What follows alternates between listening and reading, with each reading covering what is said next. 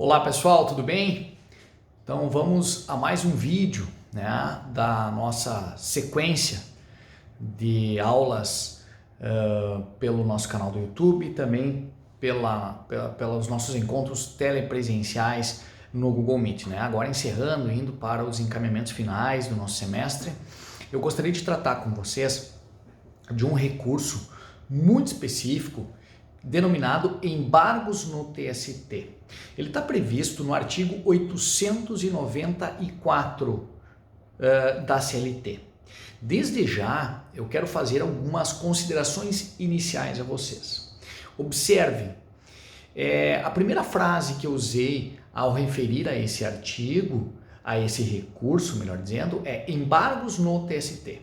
Então, bom, já a priori, vocês devem ter em mente que eu estou falando recursos no âmbito da instância máxima da Justiça do Trabalho, dentro do Tribunal Superior do Trabalho, dentro daquela estrutura que é formada dentro do Tribunal Superior do Trabalho.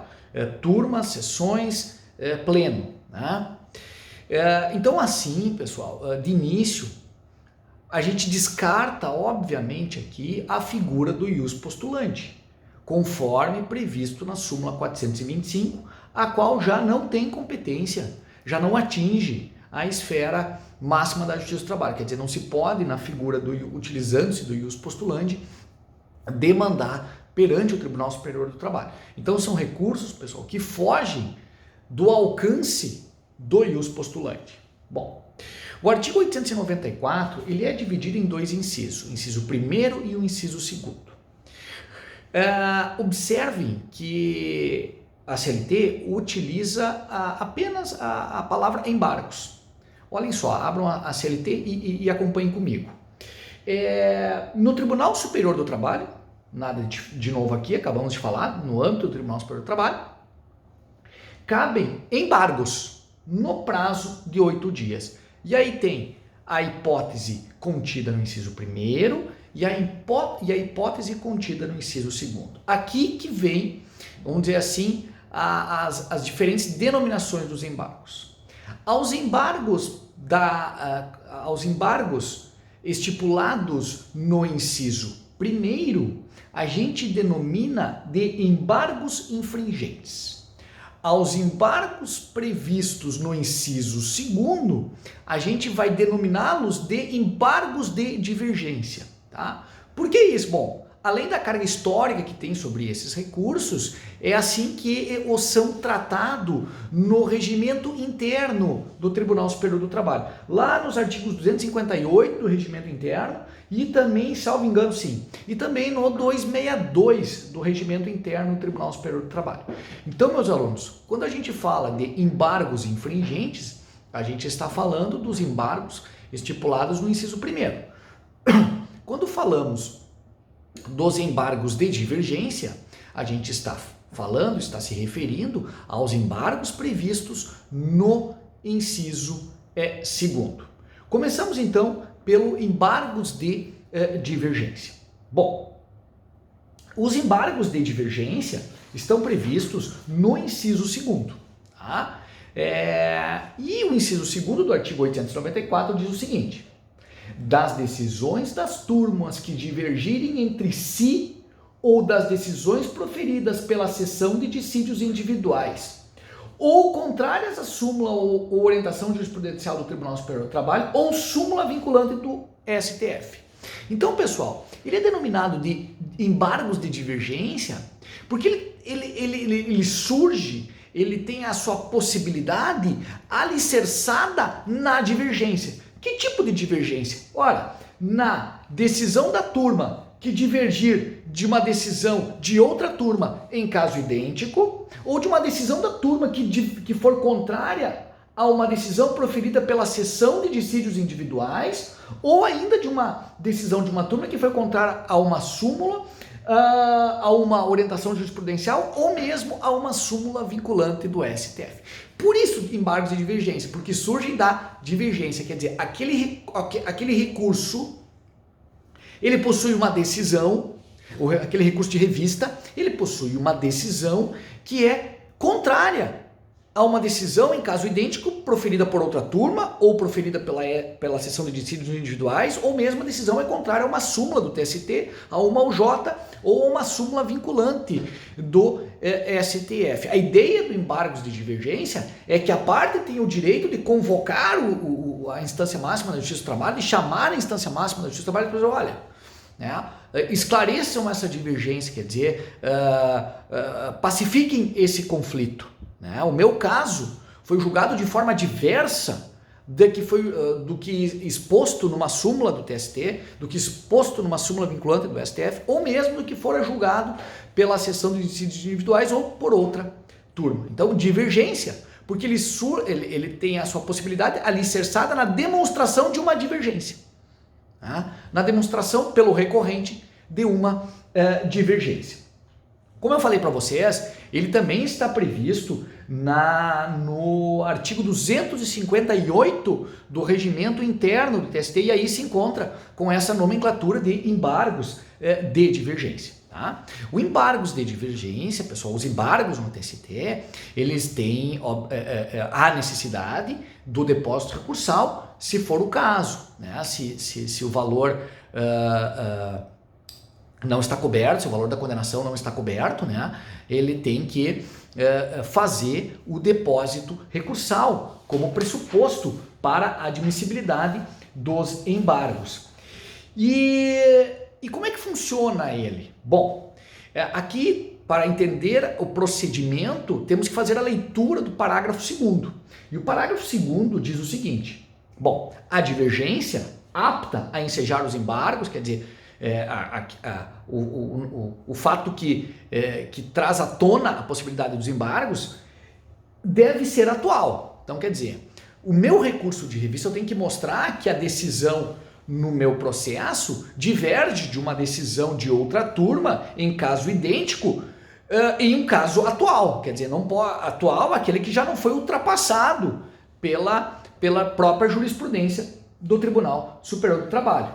Vejam só o que diz o parágrafo 2º. A divergência apta a ensejar os embargos deve ser atual, não se considerando tal a ultrapassada por súmula do TST, por súmula do STF ou superada pela iterativa e notória jurisprudência do Tribunal Superior do Trabalho. Então, quer dizer, essa divergência, o recorrente tem que demonstrar essa divergência e demonstrar que essa divergência é atual, quer dizer, que efetivamente há divergência. Porque se o caso que ele traz como divergência já foi ultrapassado, já foi vencido, né, já foi modificado pelas inúmeras jurisprudências que seguiram nos anos seguintes, ou mesmo por uma súmula do STF ou do TST, não há mais divergência e obviamente que não há mais razão, motivo que possibilite a utilização desse remédio processual, né? Bom, é importante lembrar aqui, e eu gosto de fazer referência, que quando se fala em divergência jurisprudencial, né, que é uma das possibilidades de utilização desse recurso, né, a divergência contra uma decisão de uma outra turma ou da própria SDI, é importante observar o disposto na súmula 377 do TST. Né? E eu chamo aqui,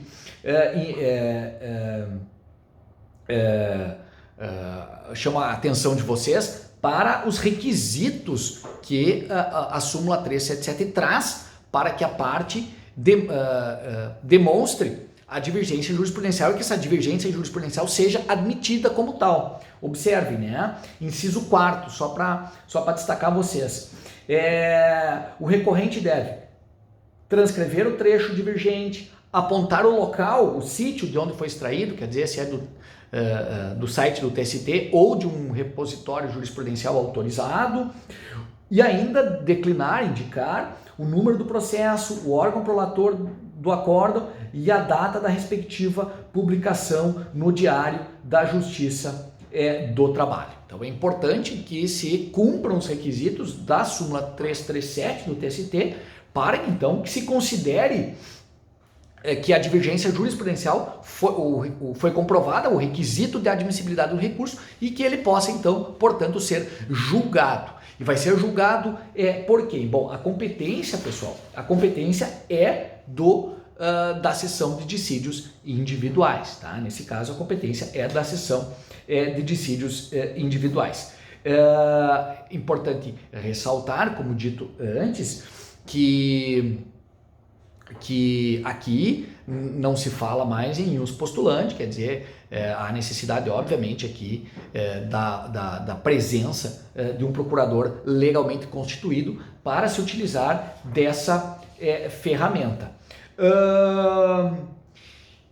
Duas outras observações que são salutares é que ele não cabe quando contra a decisão monocrática, né? Porque observe, o inciso primeiro fala em decisões das turmas, tá? E não de decisão monocrática, tá? E quanto a isso eu chamo a atenção da súmula da OJ 378. A OJ 378 diz o seguinte: não encontra amparo no artigo 894 da CLT recurso de embargos interposto à decisão monocrática, tá? Pois o comando legal restringe seu cabimento à pretensão de reforma da decisão colegiada proferida por turma do TST, tá? Por fim, pessoal, chama atenção ao parágrafo 4º, que diz o seguinte: da decisão denegatória dos embargos caberá agravo no prazo de 8 dias, que é o que nós vimos no nosso encontro do Google Meet, que o agravo é o remédio, né, para desobstruir, destrancar recurso ao qual tenha sido negado seguimento. Então, essa figura é a figura dos embargos de divergência. Já a hipótese contida no inciso primeiro é a hipótese do embargos infringentes. Bom, em linhas gerais, eu poderia dizer para vocês que os embargos infringentes é o recurso, obviamente no âmbito do TST, cabível das decisões não unânimes proferidas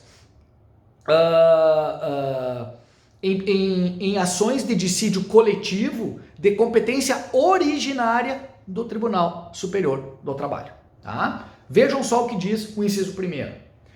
Da decisão não unânime, né? Por isso leva esse nome de embargos infringentes, de julgamento que conciliar, julgar ou homologar conciliação em dissídio coletivo, quer dizer, então é o recurso nas ações de dissídio coletivo que excedam a competência territorial dos TRTs, ou seja, aqueles, portanto, que têm a competência originária do Tribunal Superior do Trabalho, né? E aí a sequência vem. E estender ao rever as sentenças normativas do Tribunal Superior do Trabalho nos casos previstos em lei, tá? Chama a atenção de vocês que o recurso também está previsto no artigo 262 do Regimento Interno do Tribunal Superior do Trabalho. E aqui é uma questão muito importante, que o Regimento Interno afunilou ainda mais a figura do embargos infringentes, porque ele colocou uns limitadores. Vejam só, os embargos serão restritos à cláusula em que há divergência, quer dizer, não é em todo o dissídio coletivo, mas apenas a cláusula em que é a divergência. E se essa cláusula a divergência for parcial, e se esta for parcial, ao objeto da divergência na cláusula que for divergência. Observe, então, como é restrito a figura dos embargos de divergência. Quer dizer, ela existe, então, para discutir dissídio coletivo, mas quando a divergência ela é em uma cláusula, é só naquela cláusula, e se for parcial ainda naquela cláusula, apenas ao objeto em que há divergência naquela cláusula do dissídio coletivo. Então, é um recurso que, por força do regimento interno, ele é muito restrito. Obviamente que a competência é da própria seção de dissídios coletivos, o que já está previsto no próprio regimento interno do Tribunal Superior do Trabalho. E o procedimento é muito semelhante, quer dizer, se protocola o recurso com as razões, ele é recebido, autuado, intima-se a parte para contrarrazoar no prazo legal, que é o prazo dos 8 dias, que é o prazo comum a todos os recursos no processo de trabalho, à exceção dos embargos de declaração, o que nós já vimos em outras aulas, em outros encontros, né? Lembrando que as contrarrazões, ou também chamada de impugnação aos embargos, tá? Assim denominada, ela é uma faculdade, não é uma obrigação da parte adversa, tá? Mas se é exercida, deve ser exercida no prazo legal, né? Tendo aqui o nome, então, de impugnação, obviamente que com a mesma função da própria manifestação em geral, que é denominada de contrarrazões. Então, pessoal, aqui deflagra-se a existência desses dois recursos no âmbito do TST. Então, embargos infringentes, né, na hipótese do inciso 1º, dissídios coletivos, embargos de divergência, dissídios individuais, quando há então a divergência apontada no inciso 2º do artigo 894. Eu espero que vocês tenham entendido. Qualquer dúvida que exista a respeito desses institutos que acabamos de ver, eu me coloco à disposição de vocês e aguardo-os para o próximo vídeo ou a nossa próxima aula telepresencial. Tá bem? Um abração a todos. Até mais. Tchau, tchau.